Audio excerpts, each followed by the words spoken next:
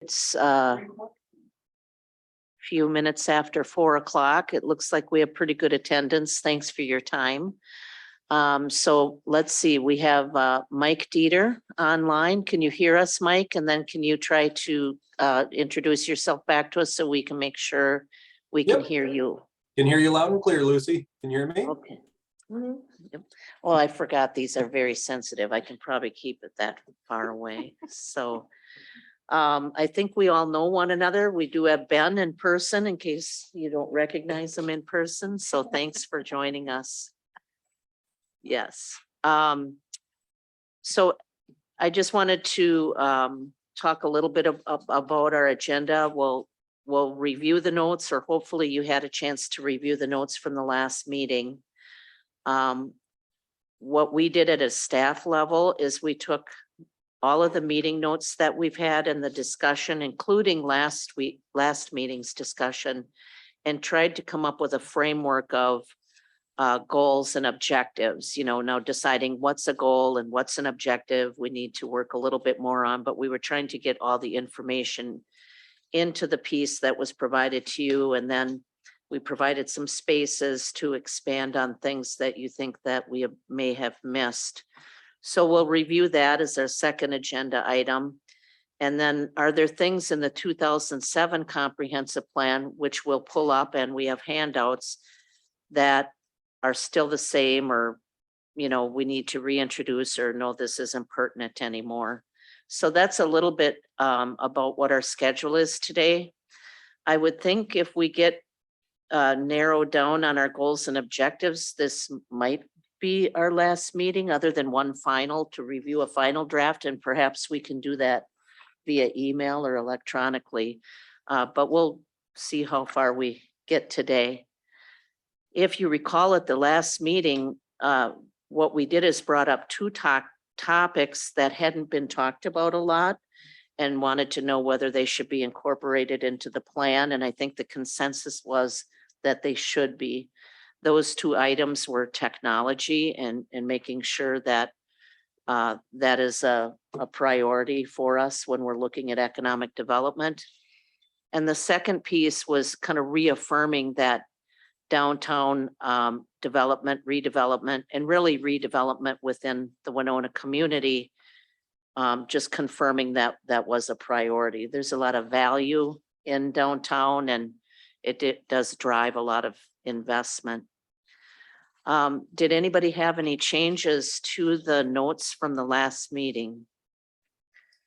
And Lori, thank you for taking notes and sending them to me, and I that did helped. not. Must have been somebody else. Oh, okay.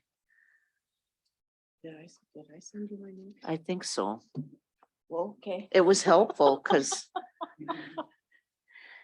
when it's hard to do the notes while you're doing the meeting, but anyway. When we sleep. I wanted to add affordability, because that's another big thing that people have come for. I think too, when we talk about. So that one of the positive attributes is affordability. I think that came out as at our first meeting too. I think you're right. So you mentioned technology and downtown development as you say, as we haven't discussed, because one of those pretty big topics that we discussed earlier. We discussed them, but not like at a point of should that be incorporated into the goals and objectives within this section of the plan. And the concurrence, it was more reaffirming. Yeah. We touched on it, but not real in depth. So that is why we added on the goal and objective handout. We did include, we included partnerships, which were brought up. We already talked about recreation and cultural, but we added a piece on technology for economic development. We probably need a little bit more work on that one, but we can go through these maybe one by one. The other thing is, you know, the order of the goals and objectives. I'm not sure if I just put the first one, market Winona to the world, because it seems like that's one of the first things we talked about. That can be certainly push to goal 3 if we think that providing a great environment for businesses to start, thrive and grow. If that should be number 1, we can talk about that. But the first one, they're in dark print. So on page 1, we felt what we heard from the group was to market Winona with a unified message, emphasizing quality of life attributes, arts and culture. We also wanted this messaging to kind of run throughout all of our organizations to try to make sure there's some consistency with colleges and schools and the chamber and Visit Winona and the city and our economic development arm, the Port Authority, and even nonprofits just kind of coming together. So, there's that recognition of that unified message. I put 2 items beneath that about what we should emphasize in that message that came out: safety, arts, rec, natural beauty. I put a note on number 2 that talked about, this came out after we watched the Eau Claire piece, that you really have to do it at a high level. It can't just be narrating, a promotional piece. And then for strategies, which staff, these are very granular, we can make strategies that are more encompassing, but it was mentioned to talk to the company that did prepare the Eau Claire piece and then meet with the other partners such as the chamber to talk about this. Does anyone have? I think it's a great number 1 goal because it's not complex. It's something we can get done. A lot of these other topics are hard because it's should. Thank you. Hey, Ben, would you mind turning your microphone on? Thank you. Can you hear me now? All right. I just said that goal, I like it because it's accomplishable. It's something we can get done. And it's not complex, so we can keep that in place. Well, and to add on to what he said, if we can't market Winona to the world, how are we gonna accomplish any of the other goals? Right, it's like the first step. Mhm. Okay, we can keep that. And as you think of other either objectives or strategies, feel free to review, email either Nick or myself. That would be fine. I will add that, especially as I introduce the next boldface on page 2. So I creatively wrote goal, support businesses existing and new. So obviously our consultant who's putting together the comprehensive plan will help us with wordsmithing and making this a little bit better. For example, my thought was this should probably read something like provide an environment for businesses to start, thrive, and grow in Winona, because that seems to encompass much of what we talked about, whether it's startup, whether it's existing. We talked about what are the barriers. So if you read through that section, I'll quit talking. We can all read through it and see if this encompasses your thoughts and what we captured from our meetings on the support of businesses. I had another way of doing that second goal or wording it was to grow Winona's diversified employment base with our continued focus on new business startups. For positions for future growth. So it's. Can you reread so I can capture Sure, I can send or it. send it to me? Grow, It's using your words, just changing them Yeah. around a little bit. grow Winona's diversified Employment. base employment base With our continued focus on new business startups. with our continued focus. Okay, It's just another way to Sure. say it, but.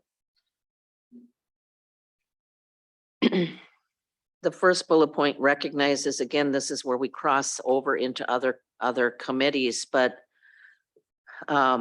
housing was discussed quite a bit as one of the challenges we have. We have many people driving into work Again, sometimes that's by choice, maybe someone works in Rochester, someone in Winona, so you live in Lewiston or St. Charles, and you're not going to change that.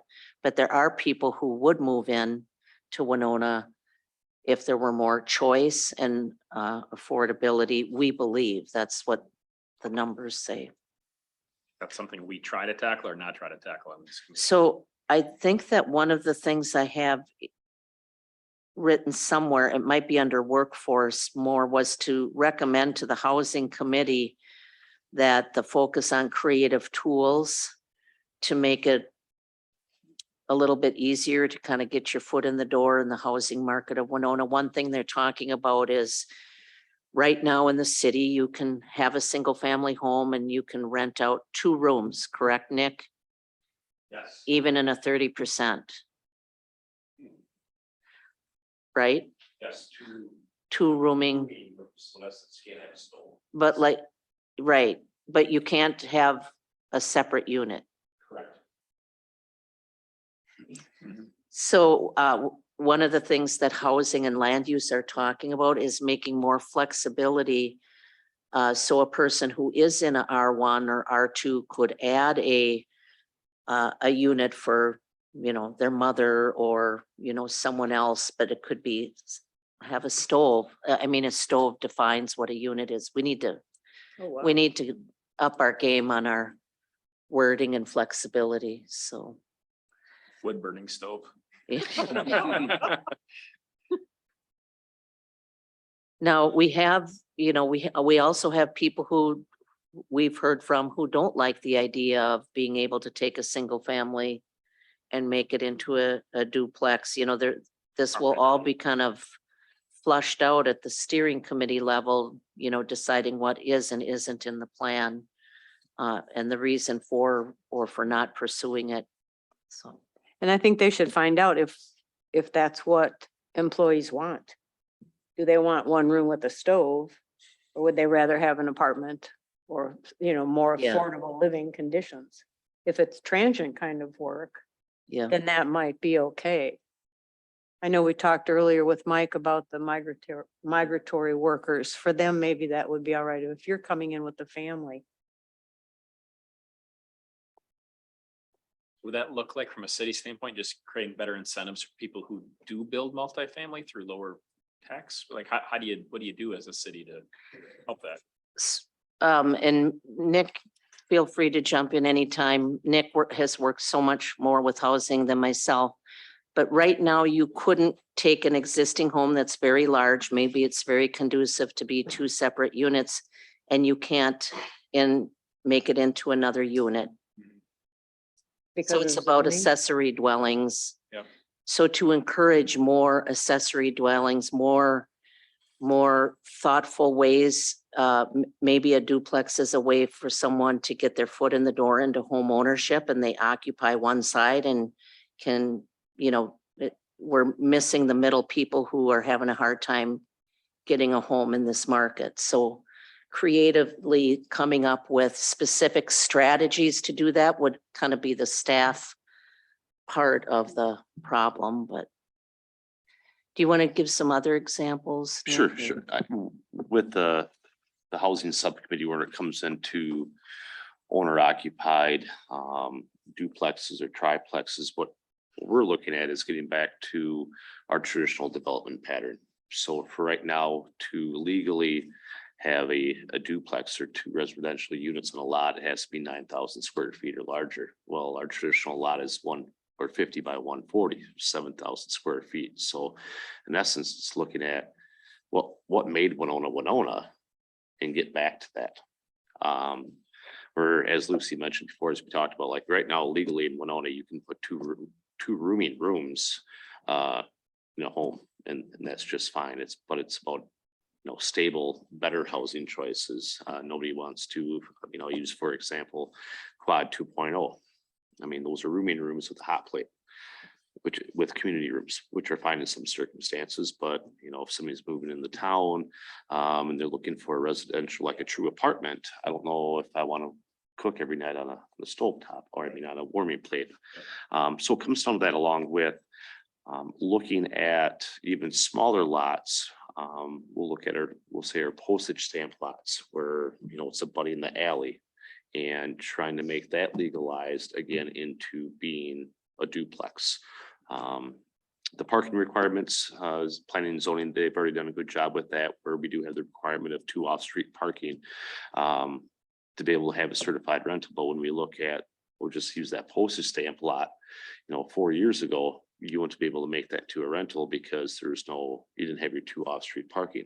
Now you can create 2 covered parking spots for bicycles and you can make it into an affordable rental. Where that kind of comes into play when we look at people transitioning through housing choices would be that postage stamp home was a first time home buyer for somebody. They bought it 10 years ago for $60,000. They're making their equity. Now they want to be a move up buyer, but they don't want to lose their equity. So now they're able to make that into an affordable rental for somebody and then serve multiple families throughout the years. So there's a couple different strategies that we have in play.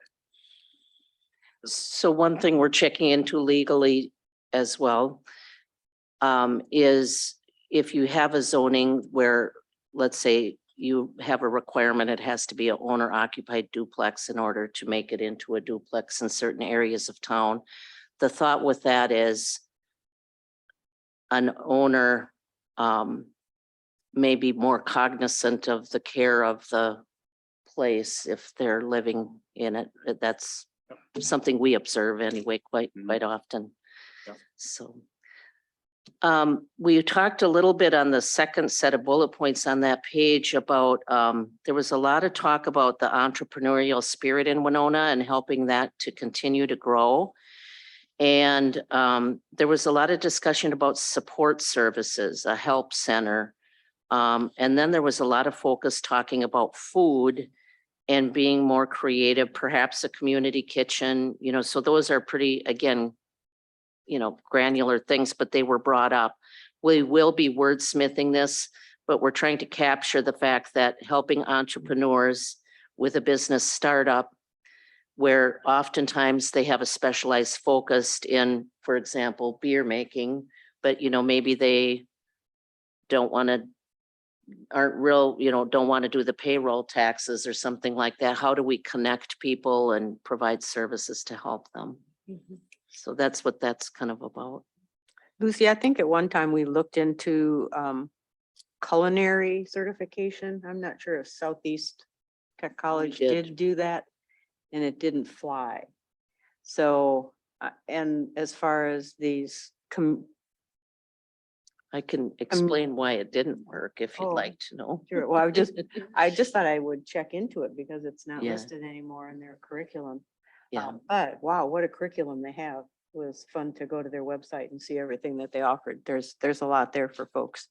But this community kitchen type thing, I think, was for people who, especially nonprofits, who have to have a licensed kitchen if they're going to provide food for their events and things are good. And there are only a few in Winona that we have, but it could lead to somebody coming in, maybe, bring a chef in and teach a couple classes like they do with community ed or that type of thing.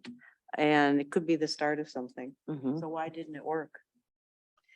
So there was just an initial meeting approximately 2 years ago with the technical college about the potential for a culinary program in Winona. When you are developing curriculum, what boxes do you have to check to start a program? Well, first of all, establishing a culinary program is one of the most expensive programs that there is. You have to have the proper hood and commercial kitchen, et cetera. Secondly, when you're going through the Minnesota system, one thing you have to look out when they start a program is they measure the outcomes, on pay and some of the culinary positions, and the end result of what someone does isn't in a higher wage area. At times it can be. So those were the two main things from our conversation with the technical college about the potential for culinary. There's some challenges with it, but they did talk about a food prep licensing. I think Western Wisconsin might have a culinary, I'm not sure.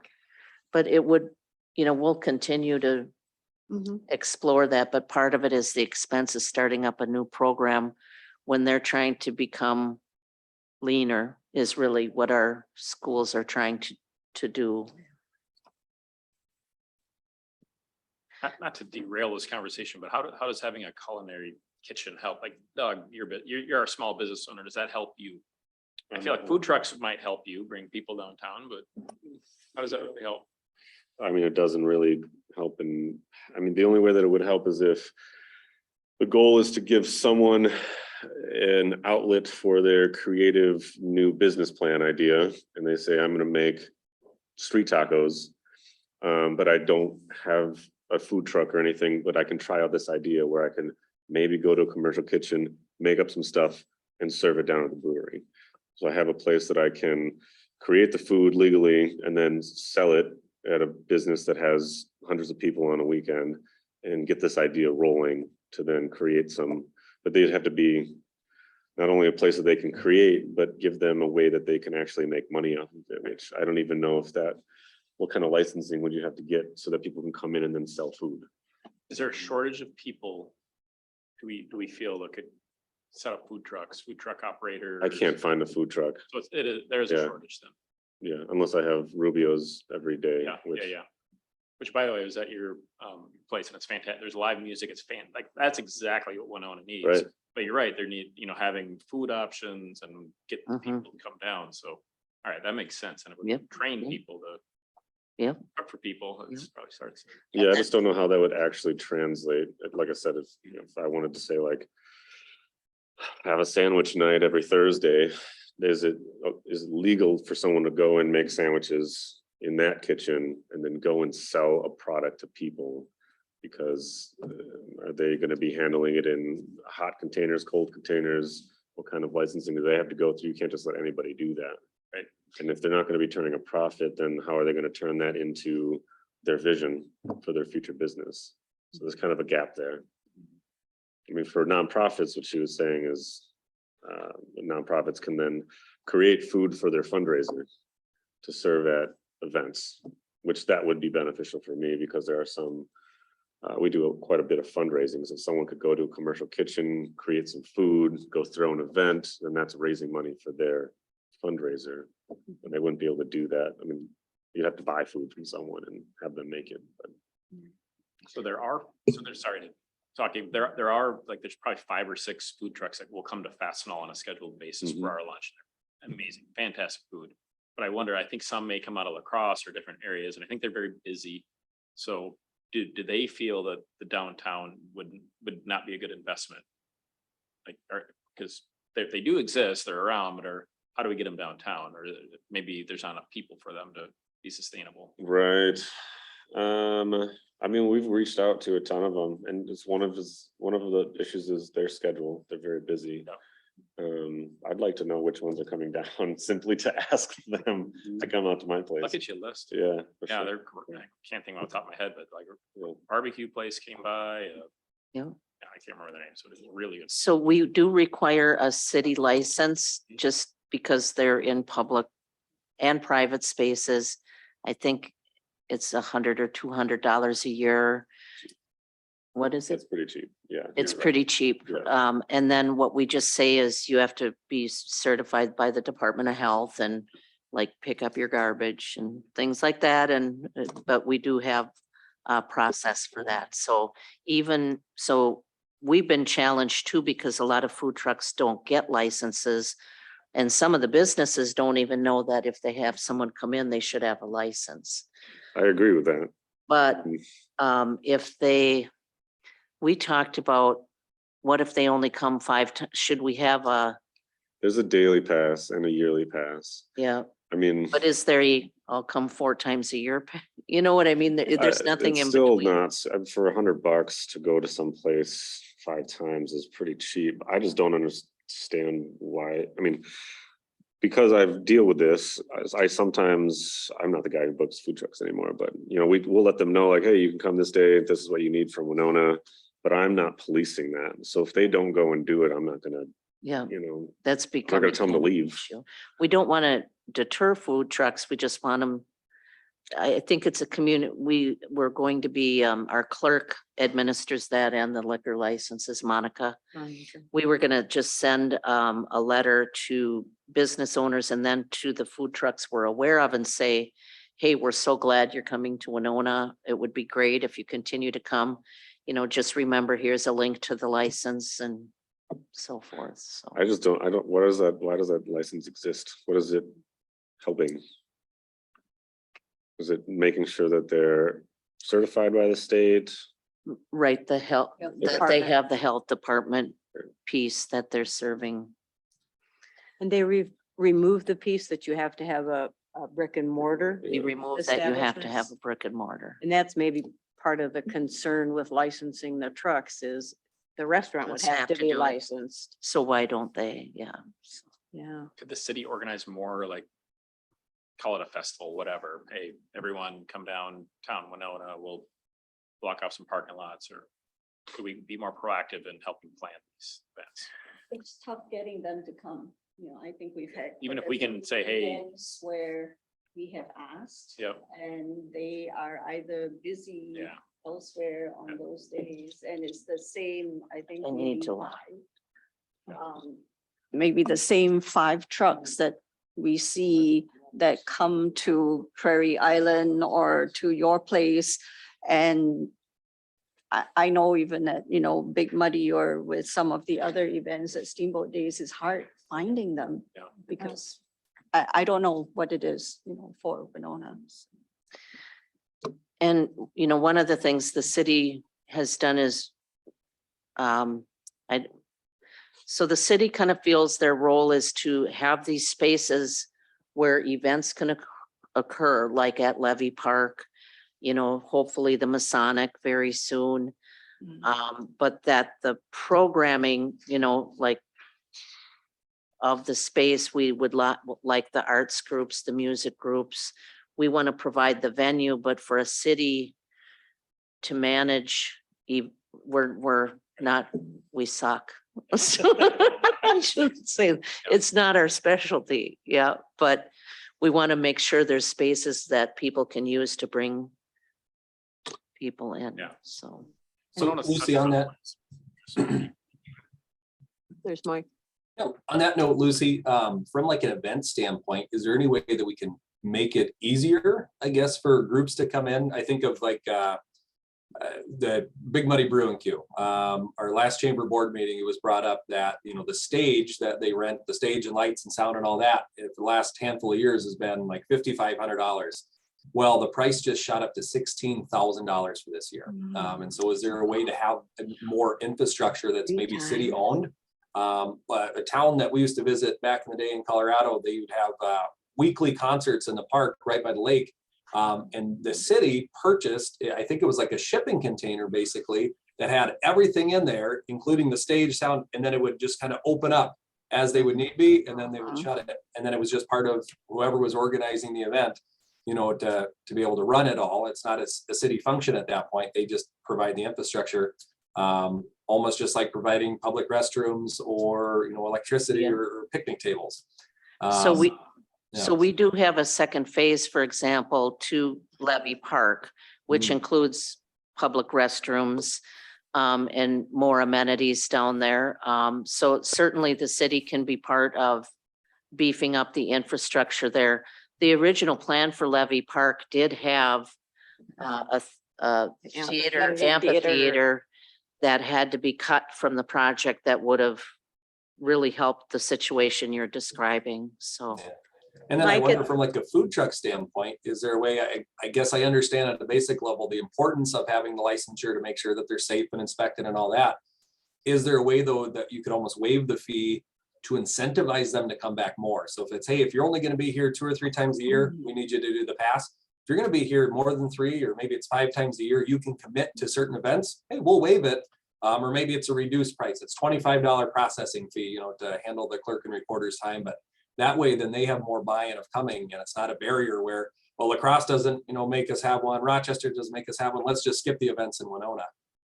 Oh, they require them everywhere and at a much higher cost. We were kind of late in the game on that, but But we can always, I think what we're hearing is look at the ordinance, keep it updated, keep it fresh, and keep it so it doesn't deter people from coming in. Any other comments on the second goal? Or any of the bullet points? Just maybe there's a way to get different ethnic food restaurants to come together and see what they can do. Because I think, like you said, you get tired of pizza all the time or get tired of something else. So Food in Winona would be awesome, right? it would be fantastic. Yeah. But they need support. Yes. You know, I don't know if it's necessarily monetary, but they do need support of the community to do that.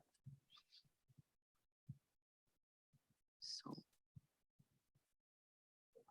any other additions or? I guess from a city standpoint, when you look at, you know, some of the barriers for a new business starting up, whether it's a restaurant or anything, small manufacturing, right? When costs are already super tight in the beginning and you don't have a lot of cash flow, maybe, are there ways, and maybe there's already something in place, but to delay or have like a sunset period for taxes, whether it's property taxes or even just, you know, city taxes or something like that, where maybe for the first 6 months, they don't have to pay them. That's their infancy period. It's just getting them up and going. And then after a certain period of time, or maybe even a certain revenue mark, that's when it would kick in, but it just takes a little bit of pressure off of them. So Some that's a businesses good- don't own the building they're in though, so the property tax wouldn't do anything. I don't know, we don't own the building. There's lots of small Right. businesses that don't own that space. But your rent, you know, Your your rent rent. shows it. That would take a state statute change, or our county was able to delay the first payment, or a pandemic will do it. So no, I shouldn't be sarcastic. That is what it took to delay property taxes for businesses, though, was the state approving it and then counties approving it. But it's a great suggestion. Overall, what other fees are there that we could take a look at to help? You know, I think, Nick, when we did the COVID loan program for the Port Authority, we made 26 loans. We unfortunately weren't able to make grants. You know, this was with our own internal money, but we did 0% and we deferred payments for the whole first year. So that was a good way to try to help people out. And maybe that's something we do with our loan programs that we have, is we can defer payments for a period of time with our Port Authority programs. But anything to reduce the upfront, I think, is your message, Mike. I just wanted to bring up, a few years ago, I was in Las Vegas and someone brought me to a place called, and it was in the downtown area, called the Container Park. And it was just wonderful. I immediately thought of Levy Park because that was what it looked like for the area. They had 2 gates on either end. And everything that was built in there, they just brought in containers and they converted them into storefronts. And they started an entrepreneurial program that if you were a startup business and you applied for it, you could have 1 year having your business in this container park. So each person got one, and that was their way to showcase and try to see if that business would succeed. And at the end of the year, they were kicked out, and then new people who applied got to come in. But that was just amazing. I mean, within the space, what they could do. So they didn't have to pay rent for a year. It was all subsidized. Yeah. Yeah. That's it was Did you find out how it was supported?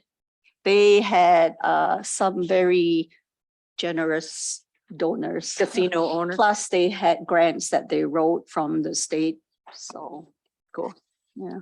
Had a similar idea, would be the Hutchinson EDA. They operate a program called Jumpstart Downtown. They don't do it every year, but part of their EDA, or we could use it for our Port Authority with local, with the radio stations and advertising, along with, you know, IT businesses to help businesses get all their software all set up. They create a package that's up to like $20,000. But the award recipient, they have to go through small business education through the SBA, work with their lender, have a business plan. I mean, all the other educational steps to be able to operate it. So that would be, I mean, there's a potential for if downtown becomes stagnant, like, you know, a lot of empty storefronts like it was years ago, that could be a tool right there to jumpstart some entrepreneurs. Yeah. A lot of great ideas. One last thing, Lucy. The other day I was on a conference call with a group of people, one of whom was an individual who has a very promising business, growing business, that wanted to relocate somewhere to the Midwest. And his questions were pretty rapid fire. I'm looking for a place where I can get, 10,000 square feet. I can get 15 employees. Are there any tax, all these kind of economic development questions. And there were representatives from other states on the phone but on the fly, I was able to answer a lot of his questions and keep his appetite whetted to move here.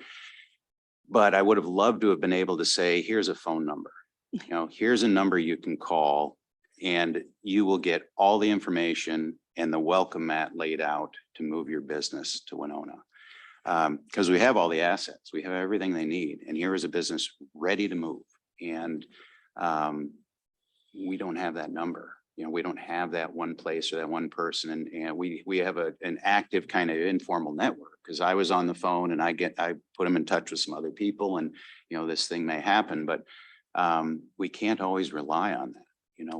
Yeah. The community needs some kind of, you're interested in moving your business here, call this number and you will get all your answers. Yeah. Whether you're a restaurant business or a composites business or a .com business or whatever it happens to be. And when we started in this call, when I was answering his questions, I realized just how much we have to offer, but you have to kind of be in those loops. There's Right. land here, there's a building there for lease, there's this, that, this, the tech college has a good program in that. So you'll be able to hire through that, all of that kind of stuff. Right. So we actually fulfill requests when the state of Minnesota does have a request for someone looking for a business or a location. And there is a representative at Deed that competing for a company to come to Minnesota. Right. I always say too, to feel free to give out our number, because then we connect workforce. Okay, we're going to call career force. We're going to talk to the tech college, the university. We have all the employment numbers and sector numbers, and we put together packages, for companies to try to get them to come here. Now, often when they're dealing with Deed and looking at Winona, the first thing is that they want 100 acres of land with city water and sewer. Some of those we don't have a capacity to Sure. expand on. The other thing is some of them that are looking for that, they have a narrow, sometimes they have the place kind of selected, but we did that to get Solvay to expand here in Winona. We were competing against 2 other cities, Sure. and that all came through Deed, and then Winona responded. Most recently BCS, right, Nick?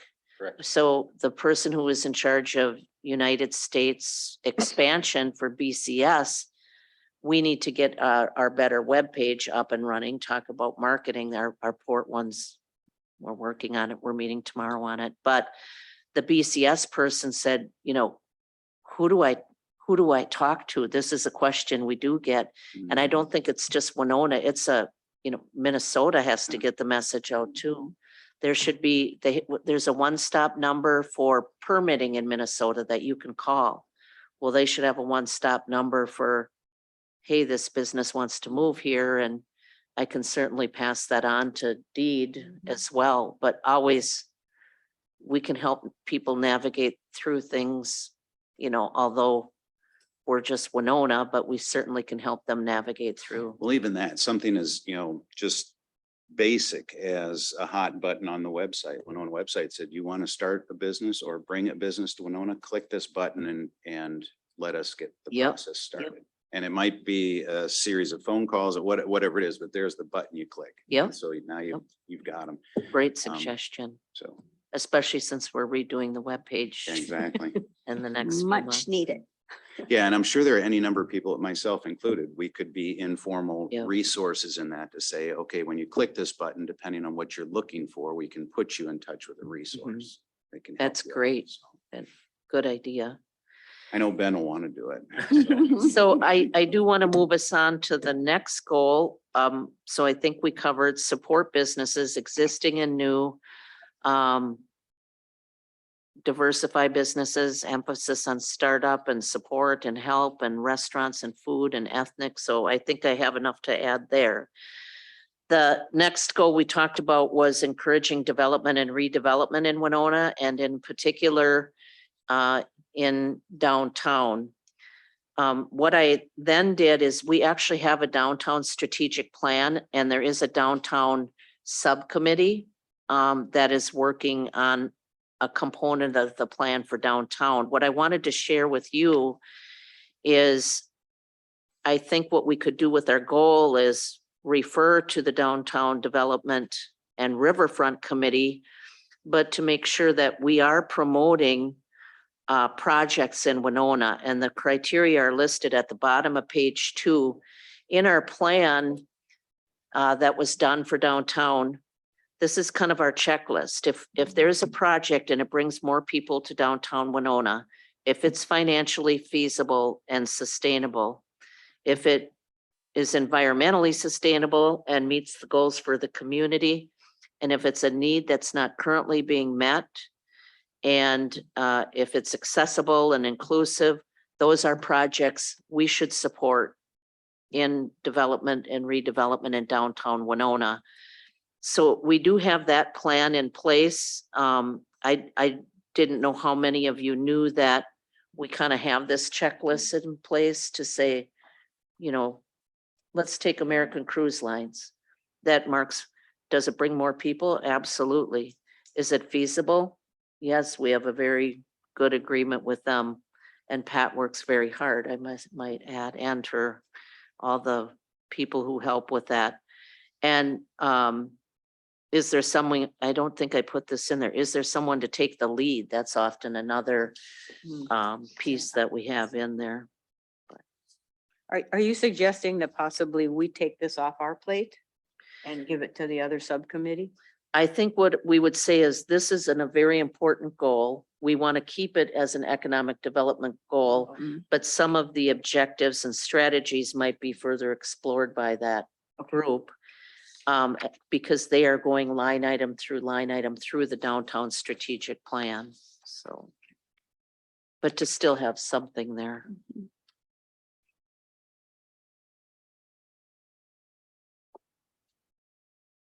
You mentioned in one of the other objectives that, you know, we have some financial concerns. Can we, you know, do we have enough money to do this? And so I started thinking about other roadblocks that may be out there that prohibit us from meeting the goals that we're setting. And to me, a roadblock has always been a possibility, not something that just stops you dead, but you look at it and you say, okay, what can we do to make this a possibility, not a roadblock? And so looking at some of those things, and one of them, I think of the river all the time because it's just a beautiful asset, but how do you get to it? And once you get to it, what do you do there? You know, so the docking system, we've got all these large manufacturing plants along the river. So people can't get there. That's just one thing. So we look at that and then we say, well, how do we get around it and make it more accessible so we can sell the river to people? Just one. Connectivity to the riverfront, I think. Okay, Mhm. that's great. And that would help downtown too, because if they could, people could come park on the river, come downtown. That's just one. Key to a lot of this, it's a huge key. Is the time, the river, connectivity to the river. Accessible. That was the whole That's- point of Levy Park, was get the front porch open because that's where people come when they visit you. Stop, I So- think they keep going by. So, Yeah, and signage and, yeah, there's a lot of pieces to that. yeah, Mhm. restrooms. We've done better, but we have a long way to go. And you know, we have the second phase to the, and it improves the Walnut Street access. Yeah. You couldn't even get across it in Yeah, a, because right now, and I think we have wheelchair. so many problems with when the buses, the shuttle buses come for the tours. They are big and, people can't go on there. So our choice is either to say, no drive-through when the buses are there at any point when the boats are docking, and or you do it at your own risk and you get stuck behind a bus and you could be there for 20 minutes. So we hear about it Mhm, either way. yeah. So that's a big challenge. And again, if there's anything else you think of as we move on, it is 10 minutes to 5. I want to kind of keep us moving forward, but feel free to email Nick or I any ideas, additional goals, objectives, thoughts that you have. And we're writing down what we're hearing here today.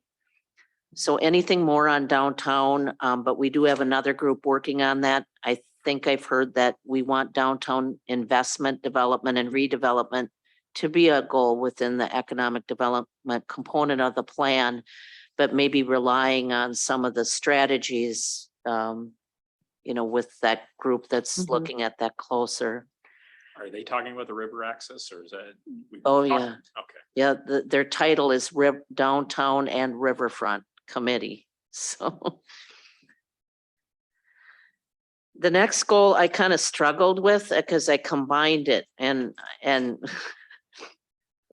is it human capital? I think that is maybe what it is. Is it workforce? Is it housing? But the whole point is they kind of mesh together and this committee has talked about all of them. We, at the beginning of the meeting here today, earlier, just talked about housing, some of the things we're working on and what we need to be doing.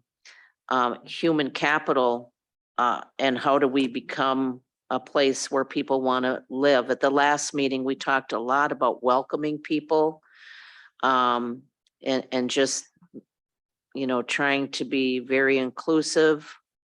And we know that quality of life is a key to getting people to Winona so that they can start a business or be part of the workforce. We'll be working on this particular goal, but we tried to capture some of the things that we heard throughout our meetings. And we heard not enough housing affordable to workers, mobility. We talked about nonprofits, maybe connecting people more with services that might be available. But the whole goal of human capital is to make sure that, we make it easy for people to come here, live here, work here, and play here. And play is pretty darn important nowadays, so. Right. And again, we'll take the input from today, revise this, get it back out and ask for your input. Any other thoughts on the human capital workforce? I think the thing we haven't put in here, I know we have talked about is childcare. And when we're trying to hire, and it's not just housing, but it's also childcare. Yes, I thought I had it Mhm. somewhere, but maybe I didn't. Thank you for noting that. That was brought up. Mhm. I did just inform our YMCA. There is Minnesota just put quite a bit of money into a grant to expand capacity to get more groups and organizations and even in-home care. There's a grant program out there. So I spoke with Janica about that, so. Go. Go We're for it, both Lori. kind of erring and eyeing here who's going to get it. Human capital, I don't know, anything that starts with human, I think human trafficking these days. That's And it just, I Yeah. just want family. I mean, we've got workforce, so those are the people that are going to work. But something other than human, Right. like more It does people, sound a little weird. people. Yeah. Yeah. It actually, They're that's not real one that people. was in our engagement. That's the category they came up with, but I agree, a better word would we'll come up with one. Thanks. So kudos to Minnesota. They just came out with a report that the state has the lowest unemployment rate in the nation, 1.8%. So we're leading the charge of people who are not necessarily on the sidelines looking for work. It'd be interesting though to dive a little bit deeper into workforce participation rate. So that number is anybody who could be working, should be working, but for some reason is just not choosing to participate in the workforce. I do think we are higher than a lot of states, just that good Midwest values of hard work.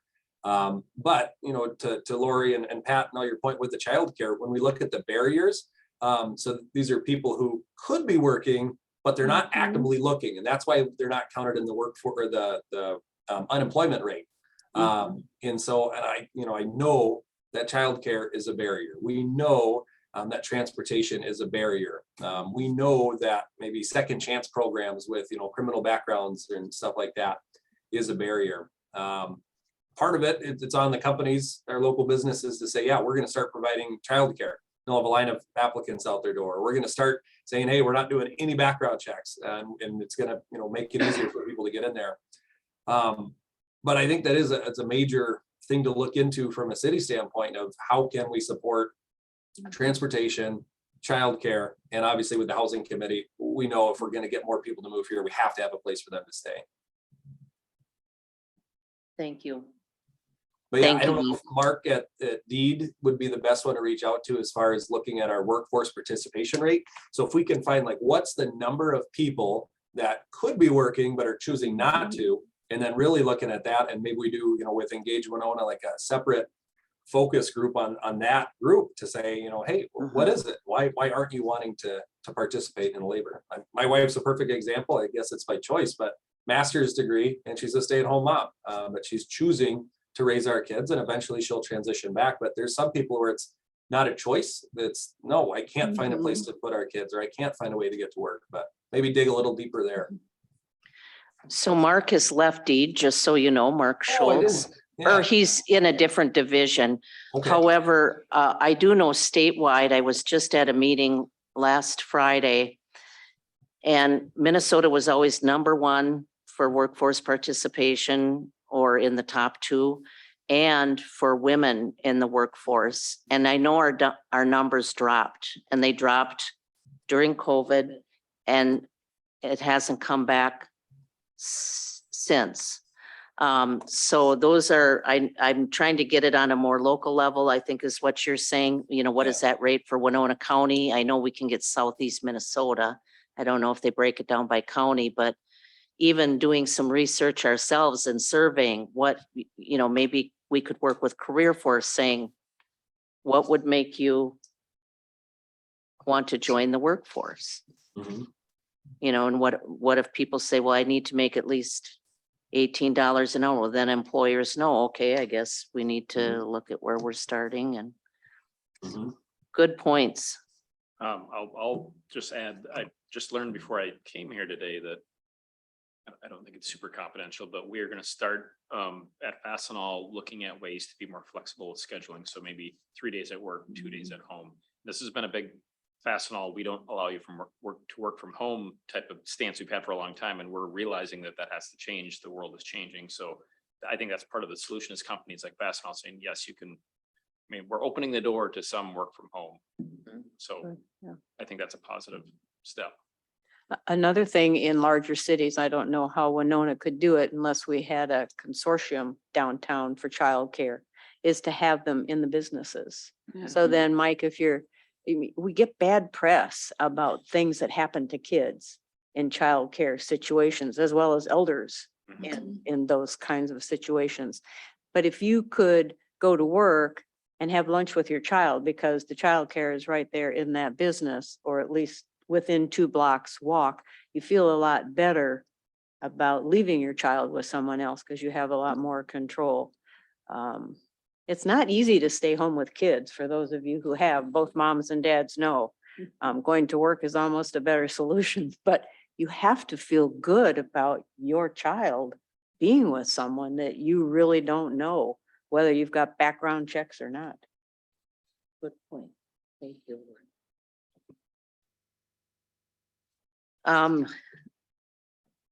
On the bottom of page 3, we have technology for economic development. These notes were almost exclusively from the last meeting where we talked about technology.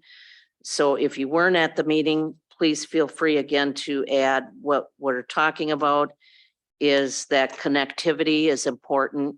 You know, we just heard maybe people are working part-time from home. They have to be connected in order to be able to do that. And just staying on top of the game when it comes to access to Wi-Fi, 5G, 6G, making sure our infrastructure, when we're doing projects, that we're incorporating technology into that.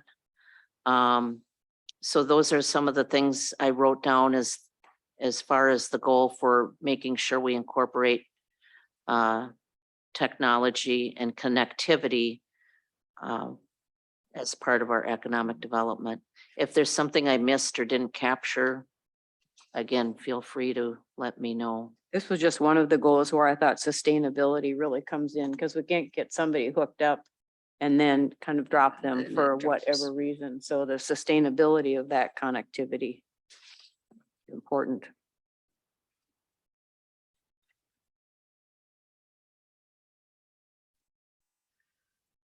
The next one, and I think we can take a look maybe at some of our 07 pieces for this too, because this was really back in 07. I know, unfortunately, I remember the plan and all the committees, but that was really a turning point for Winona. We never had a comprehensive plan that said in the economic development section that this was important. It was all about infrastructure, roads, water, sewer, you know, that's how it read. So we can expand on this, and we'd look for your help in doing that as well. And I would even say maybe this should be right after Market Winona to the World as the second goal, perhaps. I'm not sure. It would seem to flow well into that. But this amenity piece is so important, and this committee has probably talked as much about these amenities than any other topic. I mean, that's. Quality of life. Yep, the whole quality of life and thinking of better ways to say it. And for Winona to continue to make those investments, we made, I mean, the Bluff Traverse Trail, we've never spent, you know, $500,000 on phase 1 and 800,000. That's never been done. We're getting grants, we're matching it. That has to continue in order for us to be a place where people want to live. One thing I don't have, but I don't think I have it in here, but Lori, you brought this up. I don't want to lead you to say this, especially as a staff person, but we can write all these things in the plan. But you got to finance things that are in the plan as well. And if there's things that are, and it takes money, which is an opportunity, right? But do you want me to put something in there about, you know, supporting the financially? I mean, yeah, you're right. It's gotta get paid for. So it's just. You know, but you can't have a 30% tax increase No, either. so- So I mean, it's a balancing act. That's one thing that I would like to see, and I don't know how you do it, but we've got the goals and we've got the objectives. And I think you have to have a timeline for completion. Mhm. And so that's going to involve money too, because it's going to take money to get these things done. Mhm. And it may be a gradual tax increase. There may be some other way that we can have money without taxing the heck out of folks, because then they won't come to Winona either if they think they're. Or there's sales tax, there's food and beverage tax, Duluth does. You know, there's other ways to do it. You hate to use the word tax, but it does have to kind of come from somewhere. But almost all of Duluth's beverage and food tax goes to their park system, I think. That's So, like restaurants though, not groceries. correct. Yeah, because you don't want to have a And tax. bars, Winona could really do well. Those taxes that that take money out of the mouths of It's some of people that who- college yeah. money coming in through. yeah. Lower wage people, though, some of those taxes hurt them. So we have Yes. to be careful about that. Yeah, So- you And can, at you, what point does the city have a say in, I mean,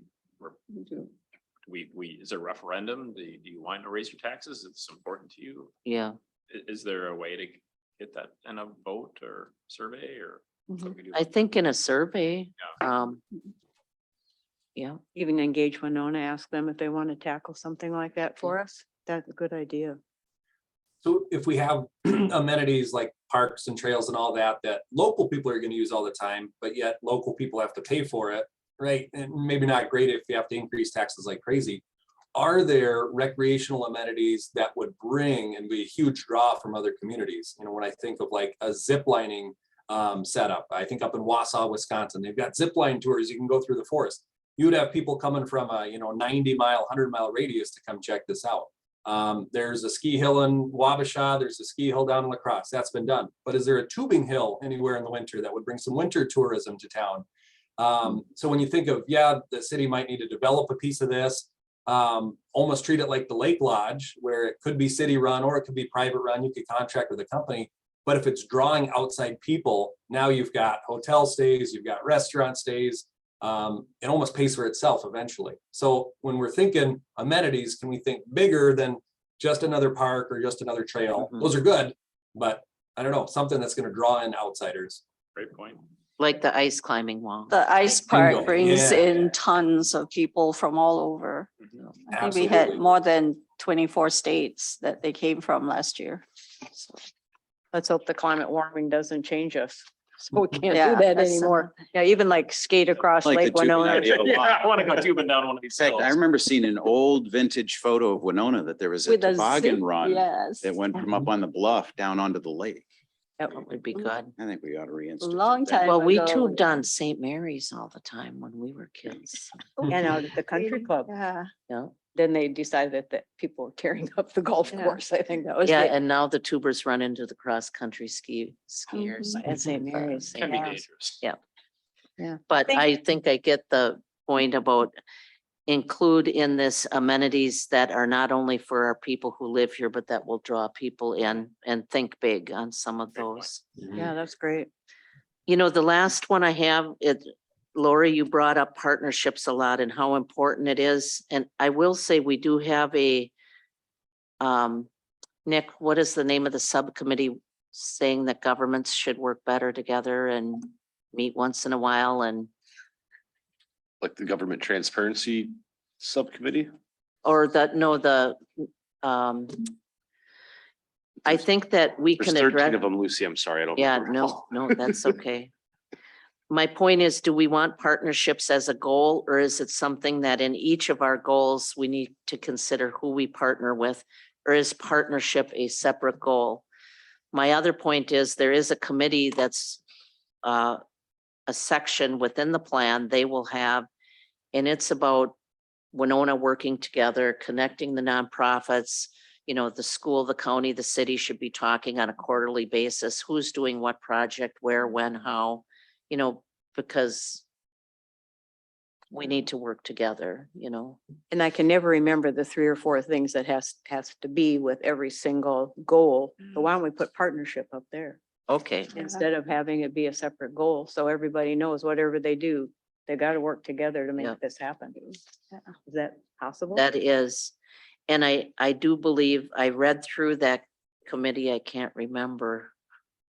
I read through their notes today and one of their goals is about the partnerships and So it's the how important that is. sustainability, connectivity, Equity. equity. Pretty. Would partnership fit there? yeah, I we mean, could- running through a whole bunch of other people. now. right.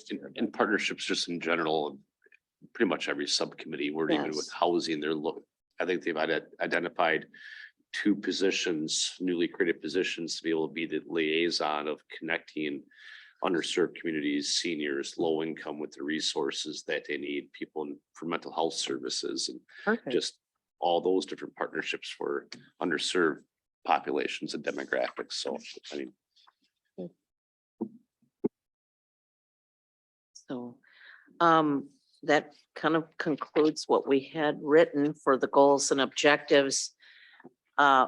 We do have the 2007 comp plan out there, or should we email that, Nick? And there's a paper copy here available. Is that this one? That was, Yeah. It was emailed. yeah, that was emailed in the Okay. last, So where appropriate, if there's pieces like under quality of life that we can incorporate into the new plan at a staff level, we can certainly do that. We did go through these goals and objectives, and I think everybody agreed that goal 1 of quality of life still needs to be in our plan and be a priority. And business development the same. Some of the comments and wording have changed a little bit, but the whole idea about business development is still important. And then cultural and recreational amenities on page 38 of the old plan, number 38.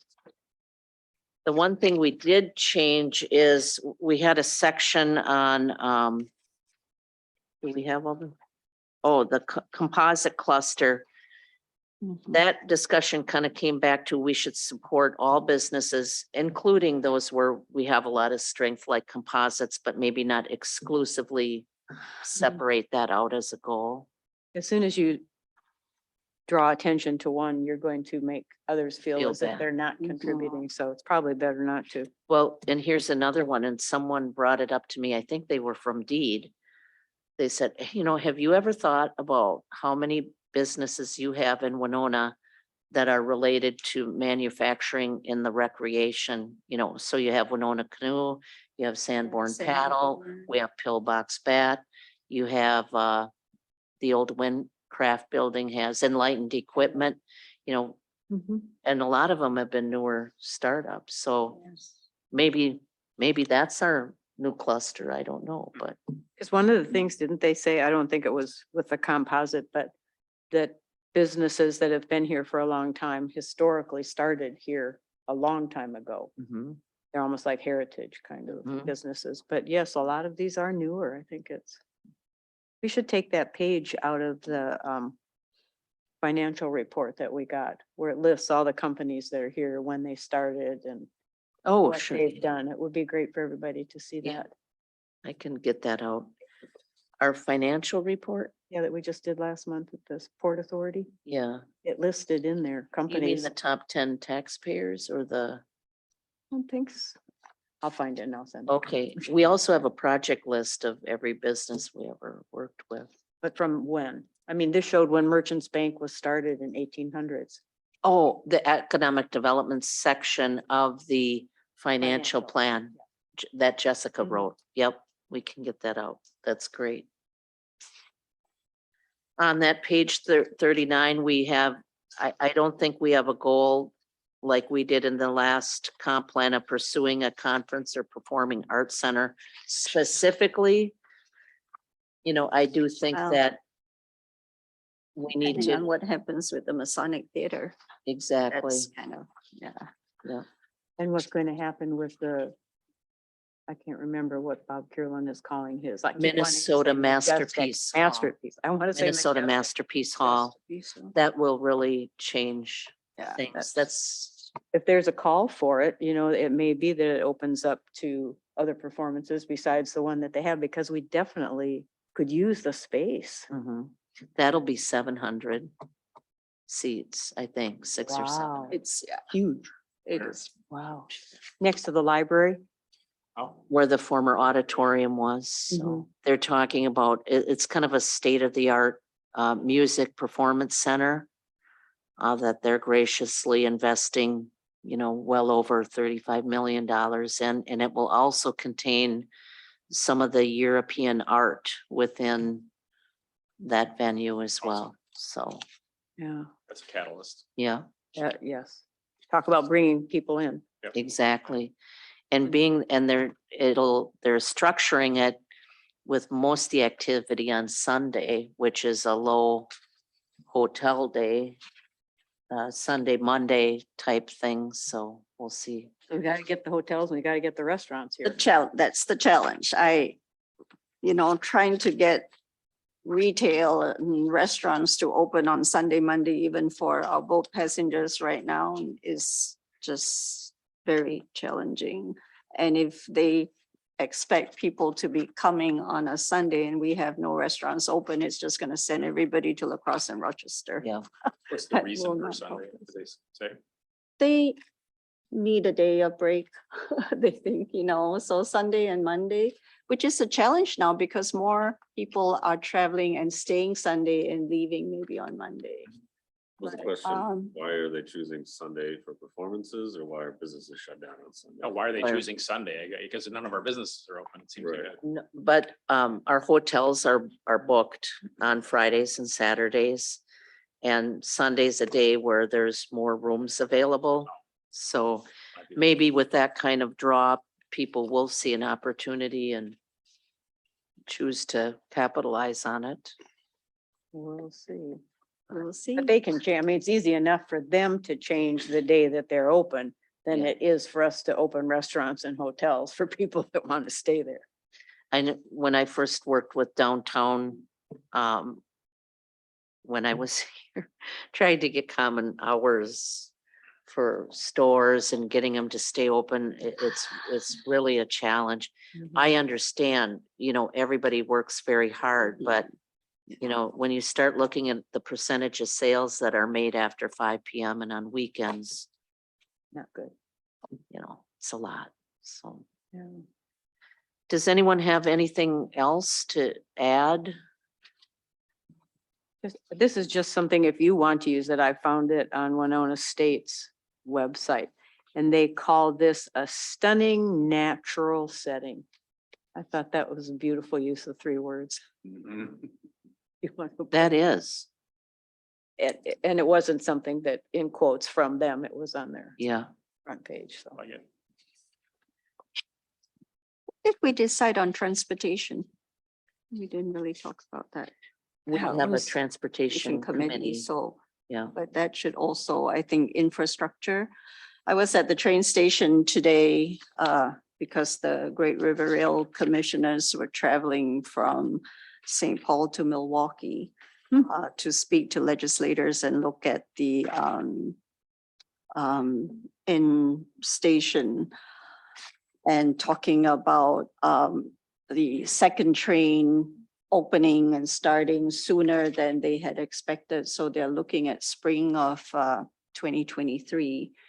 And that will really help bring more visitors to us. We get a lot of intergenerational travel from that. And I think with gas prices, people are just looking for other alternatives to getting here. And the other thing I noticed for us, as we talk about bicycling and our trails, a lot of people just put their bikes on Amtrak and they come and spend the weekend here. So whether we talk about transportation and the train station as a hub, I know in 2007 or even later, we had talked about making it a transit hub. So that would be something, I think, for infrastructure that would be really nice to work on.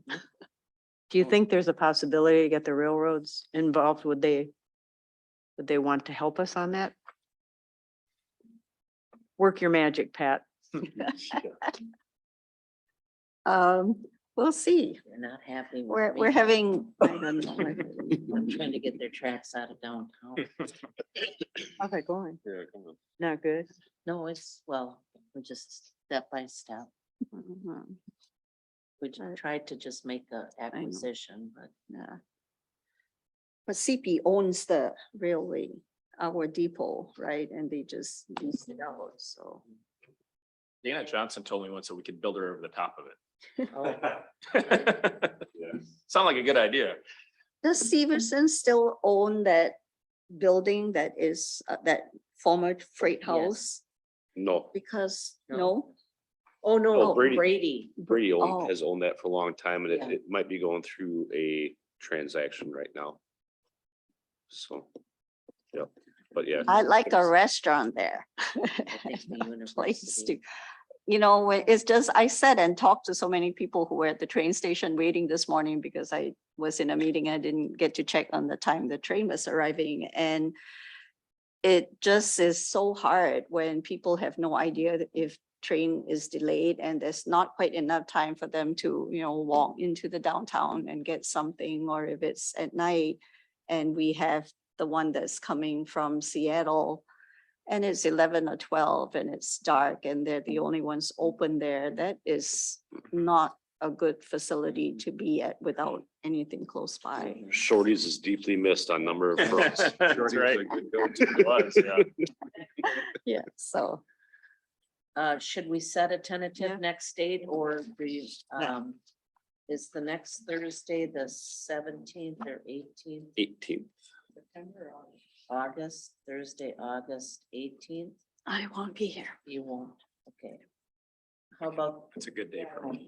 And You that'll won't? be- that'll be Okay. Gone until the 26th. 25th? 18 is good for me. 25th would be good too, either one. 18th or 25th? The 18th, we'd be missing two. How about the 25th?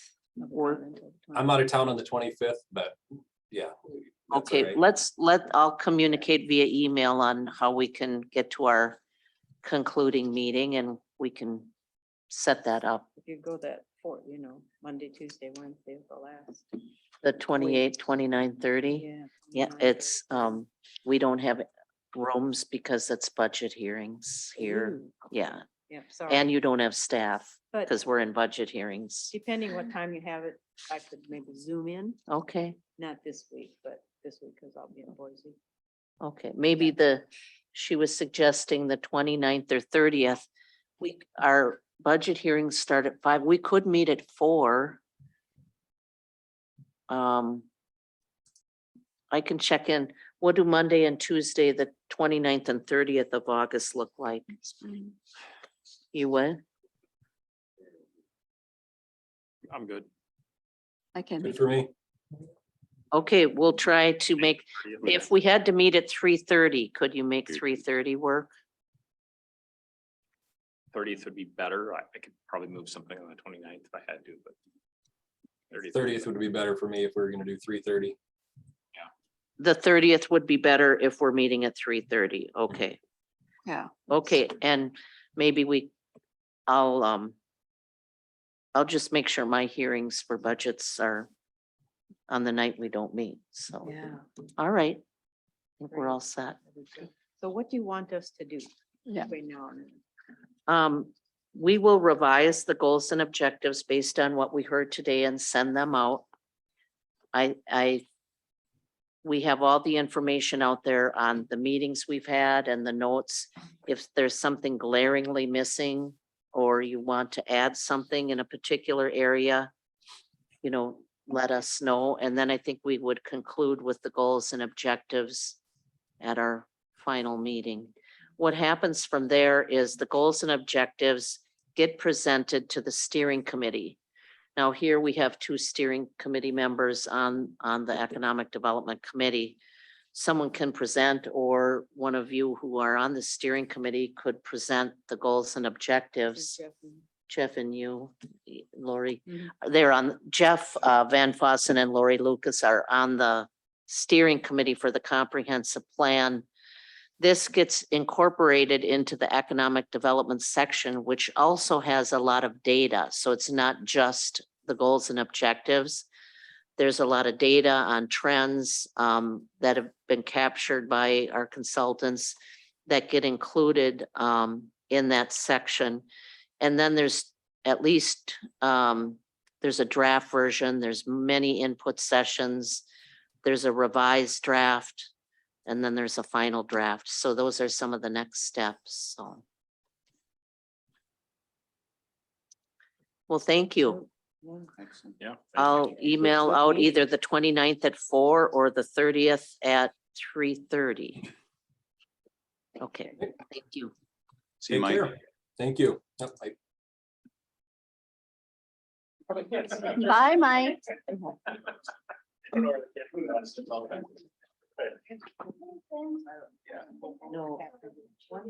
No, yeah. No stop to get people to understand what businesses. Sure. Instead of taking public